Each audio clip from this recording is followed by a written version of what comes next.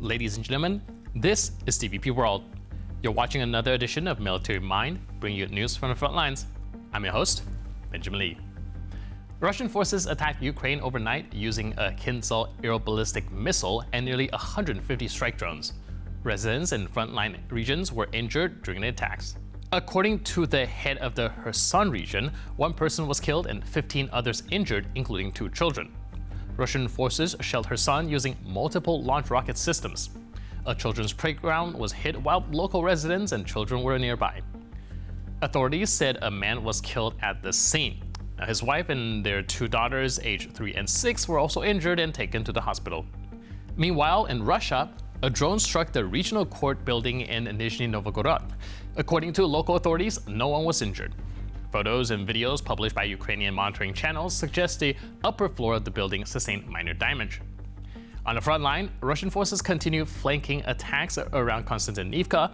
According to Deep State, Ukrainian forces are fully controlling the villages surrounding the city, as well as most of Konstantinivka itself, with only several outskirts currently considered gray zone territory. Further south, Ukrainian forces reportedly managed to establish positions in Podudna near the border between the Donetsk and Dnipro regions. Fighting is continuing for the nearby settlement of Zeleny High. Moving now to the Middle East, the United States and Iran exchanged strikes while maintaining the current ceasefire agreement.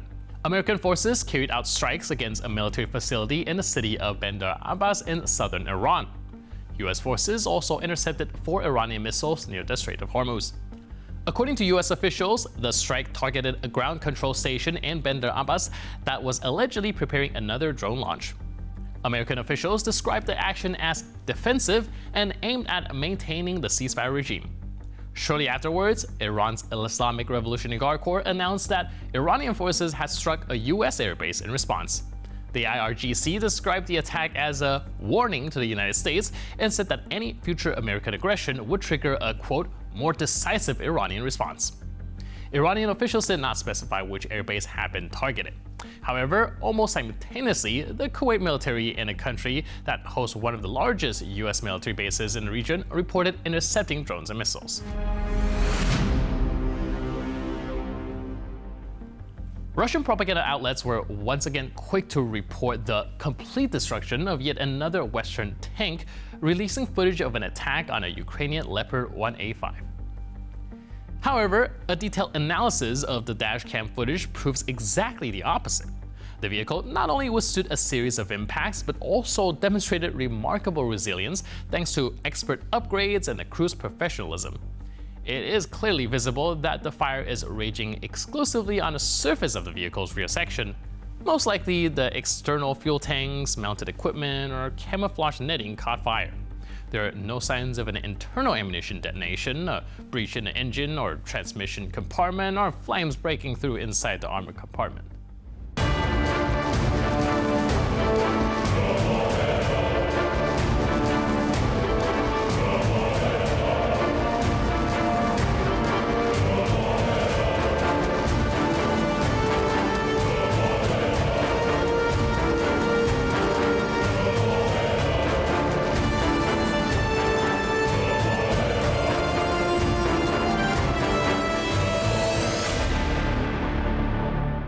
Russian occupation forces continue to attempt to establish a foothold in urban areas in the Donetsk region, using high-rise buildings as fortified firing positions and strongholds for their assault units.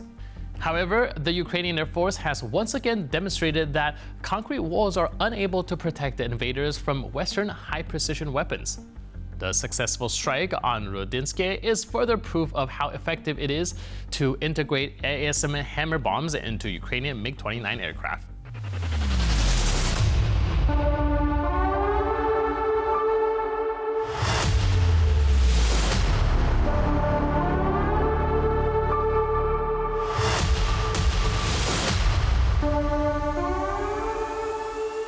The Estonian company Altair Group has unveiled its latest innovation, the unique P4P FPV interceptor, which combines the maneuverability of a drone with the tremendous speed of a missile. The P4P drone's key feature is its use of rocket propulsion. This allows the aircraft to reach the speed needed to intercept even the most challenging aerial targets almost instantly. In addition to its phenomenal speed, the P-4P demonstrated impressive endurance during the initial tests. The drone missile's peak flight range from the launch point reached a record 84 kilometers. Now, this allows SBS operators to intercept enemy aerial targets far from peaceful Ukrainian cities and critical infrastructure, effectively creating a mobile and relatively inexpensive air defense dome.